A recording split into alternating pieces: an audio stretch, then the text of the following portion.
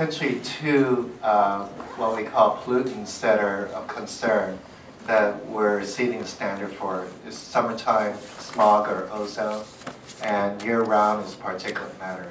Neil mentioned ultrafines, which are the smallest types of particles that we see in the air, but at this point the federal and state air quality standards are set to what's called PM10 and PM2.5.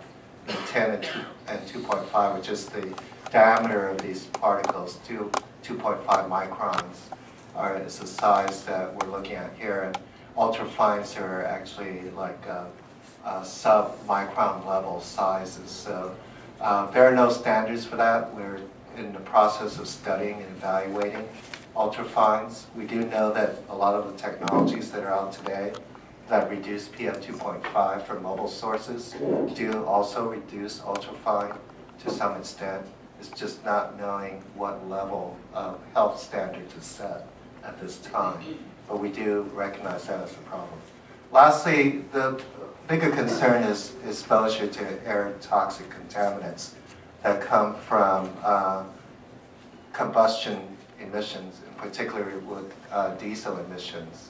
And the State Air Resources Board, and by the way, I want to point out that Kim Haroy is here from the Air Resources Board. She is the lead staff on the off-road regulation at the Air Resources Board.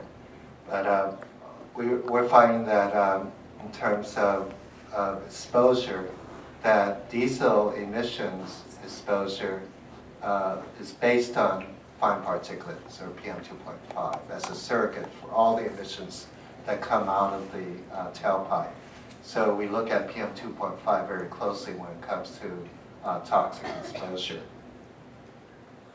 Just to give you an idea of what the air quality is like over the last, since 1976, you see that we have had several different types of air quality standard for ozone.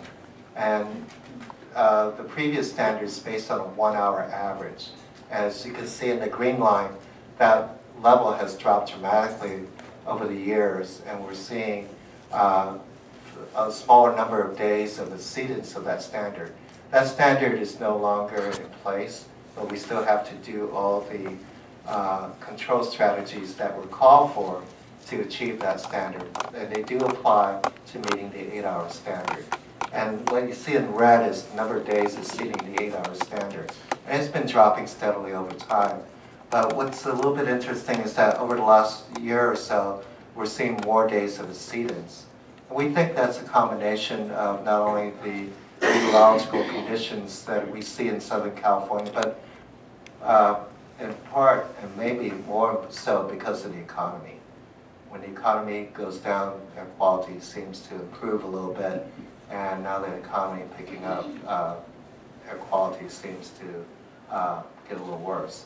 And that's because most of the sources that contribute to our air pollution problem come from mobile sources.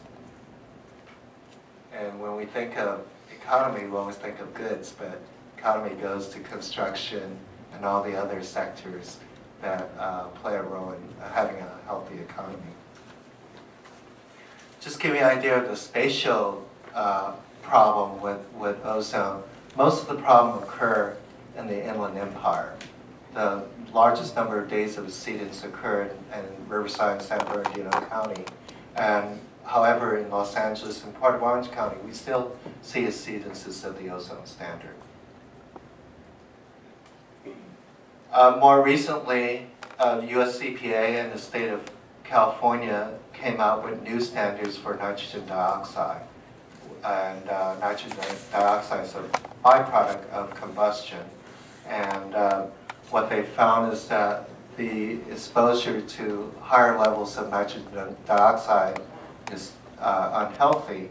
And they came out with a new standard that was established about a year and a half ago. We took a look at the where nitrogen dioxide occur and NOx emissions in general, and they're typically near the roadway. And when US EPA, the Environmental Protection Agency, established the nitrogen dioxide standard, they set it as a near roadway standard. We have to do monitoring closer to the freeways than we ever did before.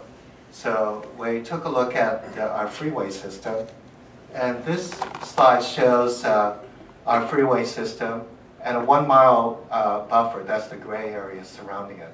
And we looked at the population that lives within 1 mile of a freeway. It turns out that almost, actually about 50% of our residents live within 1 mile of a freeway. And that's pretty amazing when you consider there's about 16 million residents in Southern California, and over 8 million, close to 8 million, live this close to the freeway. So our concern were nitrogen oxides not only go towards the direct exposure from mobile sources, but also the byproducts that produce ozone and a particulate matter that comes from mobile sources. In 2004, 2005, we conducted our multiple air toxics exposure study. It's the third in a series of studies to look at what the potential cancer risk would be from emission sources.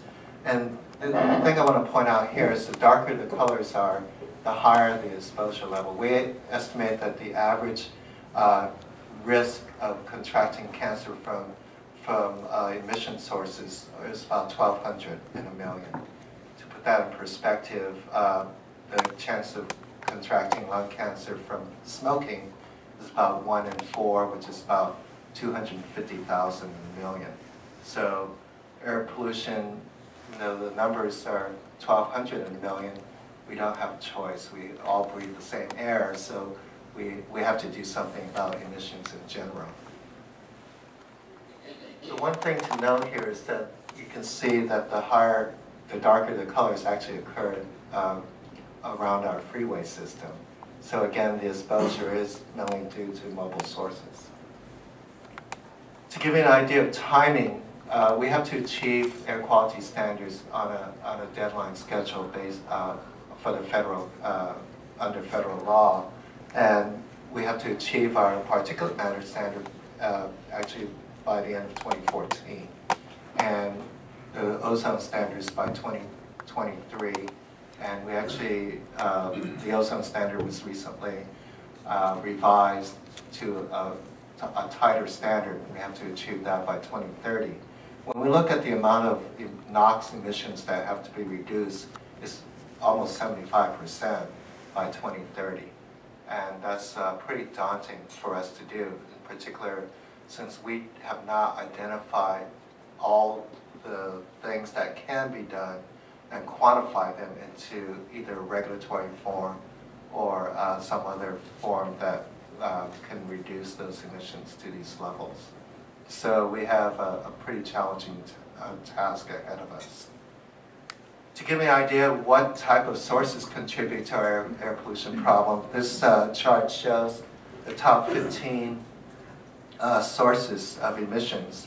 And since today's focus is on construction and vehicles related to construction, I highlighted the two categories where these emissions occur. Off-road equipment, that's shown in red and in the middle there. And then the on-road trucks that are used in construction and goods movement. They contribute to a majority of the emissions that still remain in place in 2023. We've taken into account all the regulations that are in the books adopted by EPA and by the State Air Resources Board in this analysis. And you can see that we still can go further on reducing emissions. To put this in perspective, the fourth category, what we call reclaim, are 400 or so largest stationary sources. And they're right in the middle there, but they're surrounded by all the other mobile source categories that are contributing to the air quality problem. We do have challenges, and it's really the fact that diesel engines have a long useful life. So when we look at replacing these engines, it's really a matter of having some expedited acceleration, either through regulatory approaches or through incentives, and we do both. So how do we get there? Just want to point out, taking those sources, and we took a look at what's the potential to go beyond today's commercially available cleanest technologies? And can we go to essentially zero or near zero combustion? And when we look at these sources, we place them in a sort of highs potential, somewhat potential, and low potential. Obviously, when you look at marine vessels that travel across the Pacific Ocean, they're the lowest potential. So we have to look at other ways of reducing those emissions through retrofit technologies or through new engine, emission standards. But when you look at on-road trucks, there is a great potential to go to essentially zero-emission trucks. And working with the ports at this time, we're looking at having electric trucks do short haul between the ports and the nearest rail yards. And hybrid systems are coming on. Some of the major engine manufacturers and body manufacturers looking at hybridized systems that can provide an all-electric range for a short distance, and then the diesel engines can kick in, and that can essentially it's like a plug-in hybrid type of vehicle. On the construction side, there's less potential to use electricity. However, we're seeing Caterpillar come out with their hybridized systems for construction equipment that not only reduces emissions but also reduce fuel usage.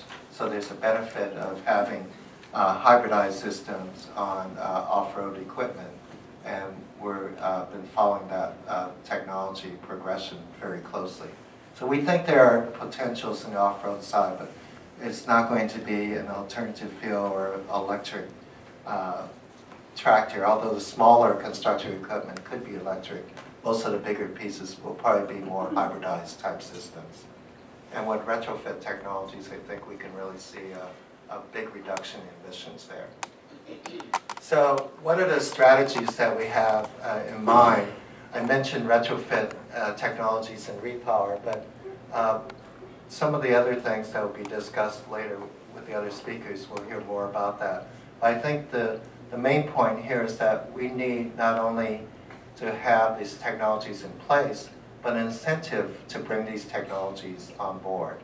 And we have started a program to look at retrofit manufacturers to bring more of their control devices into commercialization. And they go through a process of what's called verification with the state before they are able to sell these control devices. So we believe, strongly believe there's a need to push that forward. In addition, we strongly believe in incentives for the end user to purchase these equipment in order to get them on the road and accelerate the turnover of these vehicles. And the third part of this is really the fuels. We think the diesel fuel itself can be cleaned up further. There are alternatives to diesel fuel, such as biodiesel and other types of diesel fuel alternatives like gas to liquid, which is taking the methane and combining it and making it into a diesel-like property. And that fuel actually is much cleaner than the regular diesel formulation. So these are the three parts that we strongly support: a regulatory approach, an incentive approach, and looking at what can be done on the operational side. The operational side, you'll hear more from both the port and Metro on their policies, which we believe can help move these forward. I think in partnership with the ports and with Metro, we can help fund some of these technologies and bring them forward.